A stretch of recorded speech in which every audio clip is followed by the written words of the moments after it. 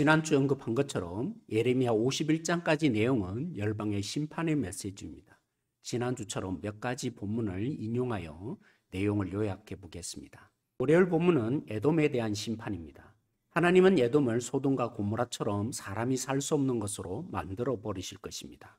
하나님의 심판의 이유는 난공불락의 지리적 위치에 있어서 교만해졌기 때문입니다. 놀랍게도 하나님의 심판으로 숨을 것 하나 없는 땅이 될 에돔에 하나님은 연약한 자를 살려주셔서 하나님을 의지하는 백성이 되는 긍휼을 베푸실 것이라고 말씀하십니다. 화요일 본문은 세 지역을 다룹니다. 먼저 다메섹입니다. 한때 북이스라엘의 수도였으며 아람의 수도였죠. 즐거움의 성읍이라 불렸던 다메섹이 잿더미가 될 것입니다. 두 번째 게달과 하솔입니다. 사막에 거주하며 약탈을 일삼던 게달과 하솔이 멸망의 두려움을 경험하게 될 것입니다. 전쟁 앞에 숨는 것 말고는 할 수 있는 것이 없게 될 것입니다. 세 번째 엘람입니다. 강력한 활 쏘는 자로 유명했지만 하나님의 심판을 이겨내지 못할 것입니다. 오히려 그들의 최신식 무기가 전쟁의 빌미가 됩니다. 수요일 본문부터 바벨론의 심판을 다룹니다. 바벨론이 섬기는 우상들이 바벨론과 함께 수치를 당하고 철저히 부셔질 것입니다. 바벨론 포로민들에게 가나안으로 돌아가라고 말씀합니다. 가나안에서 하나님과 연합할 것이기 때문입니다. 가나안으로 돌아오는 백성을 순염소에 비유합니다. 염소는 환경에 민감해서 양과 더불어 키우는 것이 관례인데요. 염소가 가는 곳에 양들도 따라갑니다. 그러니까 신속하게 가나안에 돌아가라는 표현입니다. 목요일 본문은 하나님의 보배였던 이스라엘을 징계한 바벨론을 타작하는 송아지에 비유합니다. 그러나 이제 원래 의도와는 달리 교만으로 학대한 바벨론을 벌하시고 항무지로 만들어 버리실 것입니다.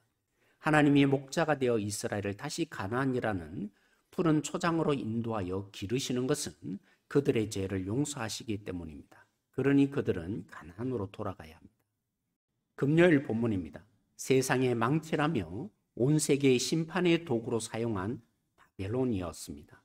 하지만 바벨론은 하나님의 도구 이상이 되어서 자신을 세상의 신으로 자칭하여 교만해졌습니다.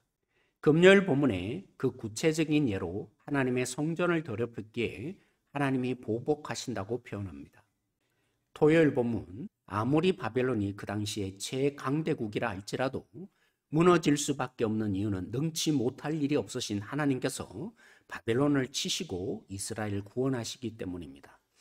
바벨론을 어떤 방법으로 멸망시킬지 토요일 본문에 드디어 표현됩니다.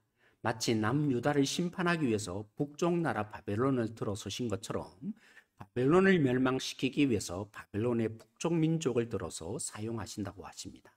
오늘 말씀을 통해서 적용해 보고자 합니다. 첫째, 하나님은 공의의 하나님이십니다. 대가 지불 없는 용서를 하시는 불의한 하나님이 아니십니다. 그렇게 징계하시는 하나님은 결코 불의하지 않습니다. 하나님의 의를 드러내는 도구로 사용되었다 할지라도 바벨론이 멸망당하듯이 악함이 용서되는 것이 결코 아닙니다. 둘째, 하나님은 다스리십니다. 하박국 선지자가 하나님께서 이 악한 세상을 어떻게 내버려 두시는지 이해할 수 없었습니다. 그런 이스라엘을 그 악한 민족을 사용하여 반드시 하나님이 징계하신다고 하니까 또 넘어졌습니다. 징계의 도구인 그 악한 민족들이 어떻게 이스라엘을 징계할 수 있느냐는 것입니다. 하나님께서는 그 징계의 도구인 그들도 반드시 멸망시킨다고 말씀해 주십니다. 그러면서 하박국 선지자가 해답을 얻은 말씀, 오직 의인은 믿음으로 말미암아 살리라 하셨습니다.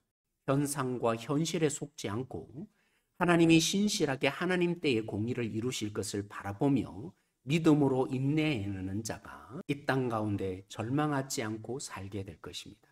지난주에도 살펴본 것처럼 하나님이 멸망시키는 나라들의 회복을 주시는 이유를 본문은 설명하지 않습니다.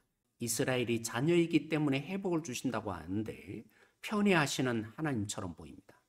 하나님 노릇해주는 신실하신 하나님인 것은 잘 드러내지만 용서하시는 하나님이 불의하지 않는 이유가 설명되어 있지 않습니다. 우리는 십자가에서 해답을 얻습니다.